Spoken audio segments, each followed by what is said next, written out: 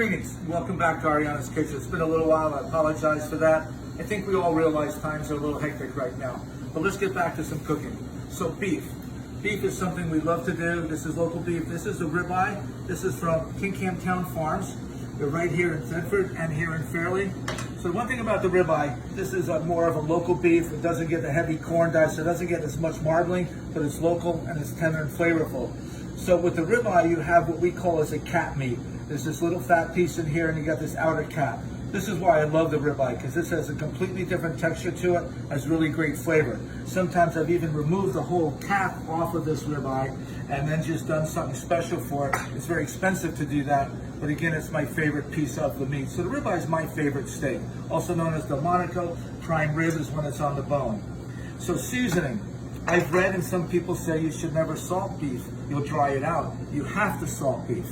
Now, what happens is just that you talk about the curing of meats. Prosciutto is the best example, and then Serrano ham in Spain. They cover these the meats. It's actually the top part of the leg, the hock, and it's covered completely in salt and let to air dry for 6 months. And the salt takes out the juices and dries it out. So part of the reason why I like to salt the beef and let it sit in a few minutes is that it will start dissolving. I mean, be a little generous. It's a good sized steak. I'm not over salting, but as the salt starts to dissolve, it's going to start pulling some juices out of the meat. And what that means is now you've got a little bit of convection of the juice coming up to the surface, and then the salt is able to penetrate. So that's why we're doing it ahead of time, is to get flavor into the meat. Also pepper. I like to use a little pepper. This is a black pepper. And then we're going to use a little bit of steak rib rub. When I do fish, we've seen that in the past, I only season one side. Fish is a little bit more delicate. Beef likes flavor, it's a rich flavor. Steak rib rub, mixture of salt and garlic, little thyme, a little bit of paprika. So again, a nice mix of flavors, but you can see it's generously seasoned, and we're gonna let it just sit there for a minute and let the flavors get into it. Then what we're gonna do is sear it. So it's interesting, I was just talking about, well, you've heard of sous vide and stuff, where the people will take this piece of meat now, put it in plastic, submerge it in water, and cook it to a perfect temperature, but you're not seeing any coloring on it, what's called the Maillard reaction. I still sear all my meat in a pan. So what happens is, as you tend to, it tends to turn color on the outside. It actually produces a very unique flavor to the meat itself. So it's very important for us to get a nice sear. What will happen though, as we do that, you'll get some cooking down into the steak.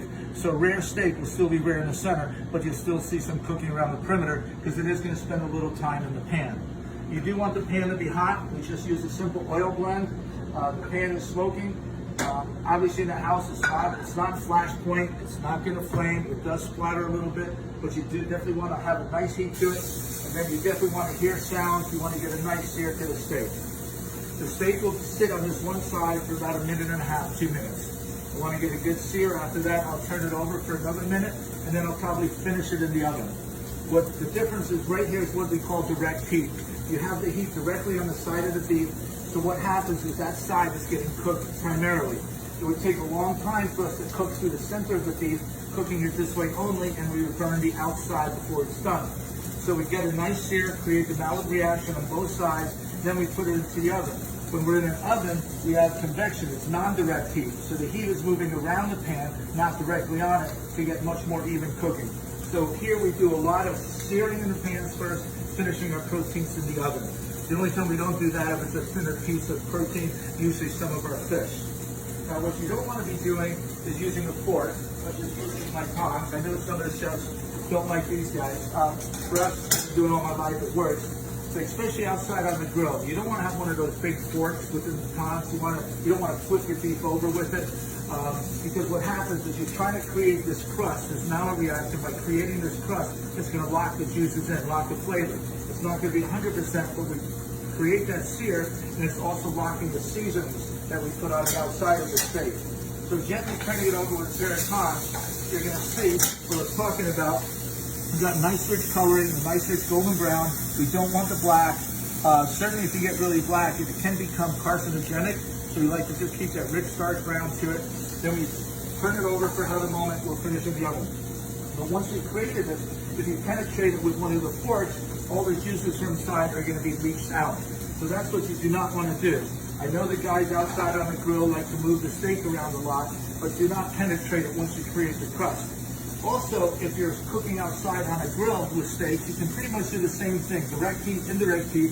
On your grill, you have one side that's really high temperature, really hot, that you start the beef on, and then you move it to the other side to finish off at a lower temperature. So that's the kind of way that you want to do it.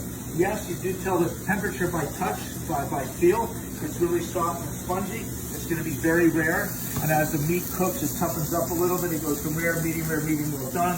Whole little thing they use to touch it here. You press at the base of your thumb. Right here with the first finger, it's very soft. It's sort of rare. As you move down the line to each finger, you see how this muscle here tightens up. That's what's happening. As the protein cooks, the protein is tightening up. For a steak like this in the oven, we do around 375, 400 degrees. Rare would be maybe just 1 minute. Medium rare would be a couple minutes. No, probably about 3 to 4 minutes. Medium rare, medium would be about 6 minutes. Now here we like to have our medium rare to be rare in the center. It is medium rare, but it's going to be warm. Rare is cold center, medium rare is warm center. So that's important to understand because I do like to cook it classically. So afterwards you do like to let the steak rest a little bit, and then after that you're ready to enjoy. Nice way to finish the steak, certainly. I like to keep it whole, let you do the cutting, you let the steak rest. Sometimes it's really nice at the end when you put it on a plate. You have your different sauces, but just a little sprinkling of Maldon sea salt over the top gives a nice texture to it. So there's a quick lesson on cooking beef. I hope you all enjoy it, and thank you very much.